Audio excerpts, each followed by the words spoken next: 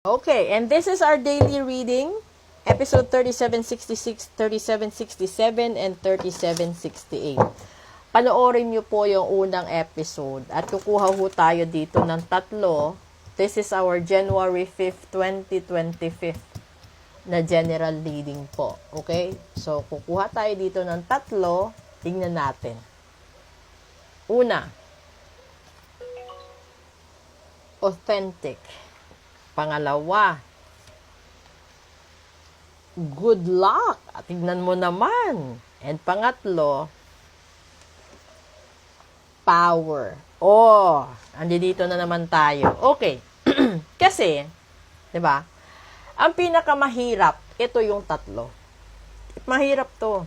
Yung pagiging totoo, no, ng bawat isa is ito yung pinakamahirap matanggap. Yun gusto kong i-cite na example, yung sa akin. Hindi ko ugali na mag-post ng mga feedback ng mga kliyente ko para dumami lalo ang followers ko or dumami lalo ang clients ko. Kasi naniniwala ako na kapag dumaan ako sa FYP mo at nag-follow ka, and then you decided to have a reading, you decided to have a ritual, guide yun ng mga magagandang espiritu na ihatid ka sa FYP ko. So, ibig sabihin, hindi ako gumagawa ng marketing strategy para dumami ang clients ko, para dumami ang followers ko. Kung nakikita ninyo, hindi siya ganun kadami. But I am so thankful na may mga tao na nagpa-reading, nagpa-ritual, may mga taong tumangkilik sa mga videos ko for the past few years dito sa TikTok. Kasi iba yung mga walk-in ko, mga suki ko. Meron talaga akong sariling room for walk-in ko ng mga customers and clients. Ngayon, dito balik tayo. No? Kung magpapakatotoo ka, pinakamasakit kasi yung katotohanan. Pero, yung katotohanan na yon ang magdadala sa'yo sa good luck. Diba? And then, it will raise your power. Ibig sabihin ito, kung ang tanong mo ay tungkol sa pag-ibig, no? Nagpapareading ka tungkol sa pag-ibig, tapos may nakita akong hindi maganda, sasabihin ko sa'yo yon. Kung nagpa-ritual ka, and then, natapos yung ritual, tapos lumabas yung vision sa altar ko, na ganun yung mangyayari, sinasabi ko yun sa client ko, para, ahead of time, alam niya. Kasi, wala namang magagawa ako kung ayaw niya. 'Di ba? Pero magpasalamat ka kung sinabi ko. Kasi,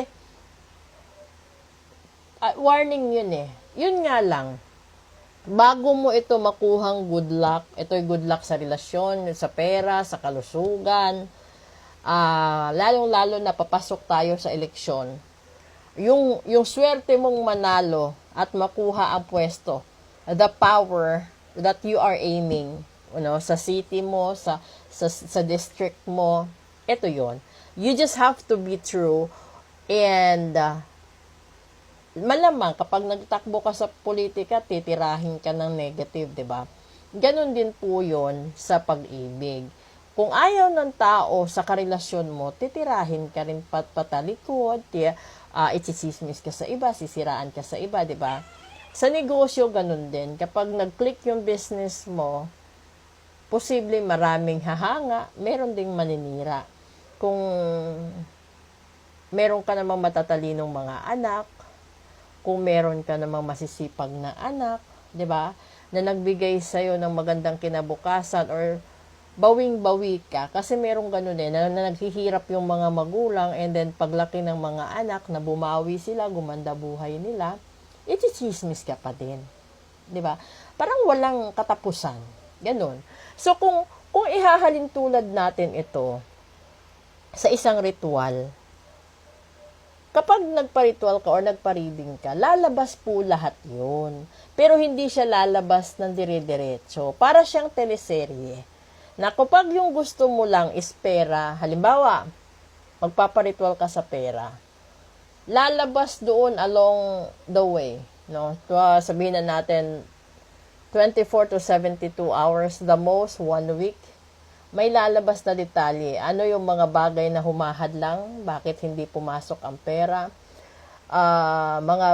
Mga tao, mga bagay, no, mga lugar, mapapapag-ibig, negosyo, pera, relasyon, ano pa ba?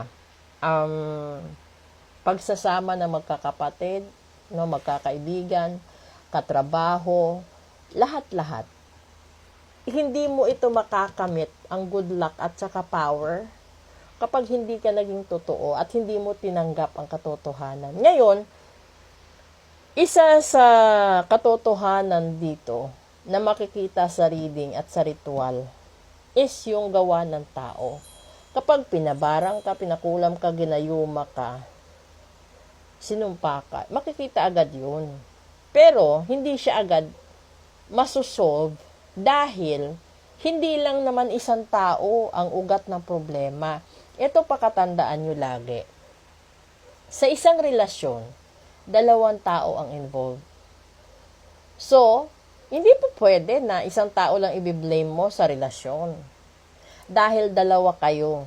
So, ibig sabihin, mas malaki lang ang kasalanan ng isa kaysa sa isa. Pero pareho kayong may kasalanan. Ganon din po yun sa negosyo. Nung hindi pa umunlad ang negosyo mo, sipag na sipag ka. Nung umunlad ang negosyo mo, yung iba, naging mayabang, naging madamot, mata pobre.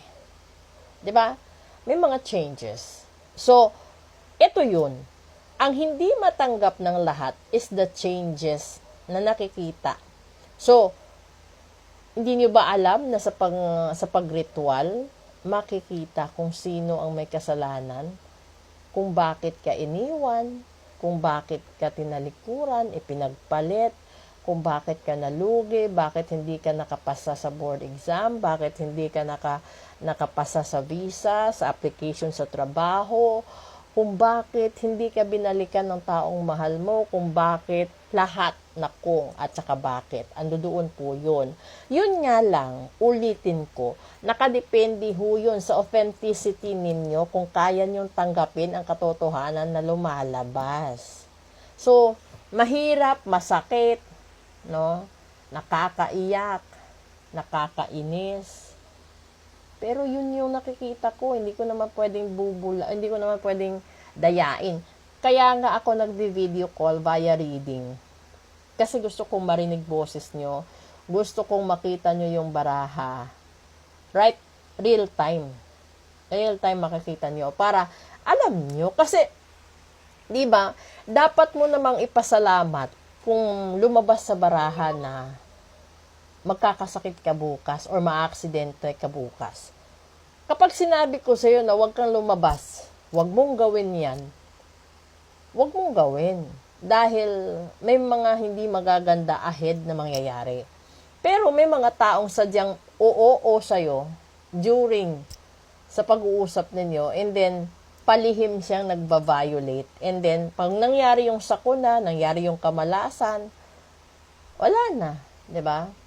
Manghihinayang ka na lang kasi hindi niya sinunod, hindi niya pinakinggan kahit yung benefit of the doubt lang naman, hindi. O ngayon, kung sasabihin kung nakikita ko bukas, mapipilay ka, mapuputol ang paa mo, hindi ka nakinig. Kapag naputol ang paa mo, papaano pa natin ibabalik? 'Di ba? So, ando doon na sa huli na ng pagsisisi, sasabihin mo, sana sumunod na lang ako, siguro kompleto pa ako. Sana pinakinggan ko. 'Di ba? Sana, lahat ng sana, pero minsan huli na. So ngayon, dito sa baraha or sa oracle na ito, sinasabit nilalabas talaga. You have to be authentic. Kasi lahat ng katotohanan masakit tanggapin. Lahat ng nakikita sa hula masakit. Pero kung ang gusto mo ay matanggap ito lahat, dapat kang makinig at huwag kang mainis. Pasalamat ka. kapag sinabi pa sa'yo ahead of time.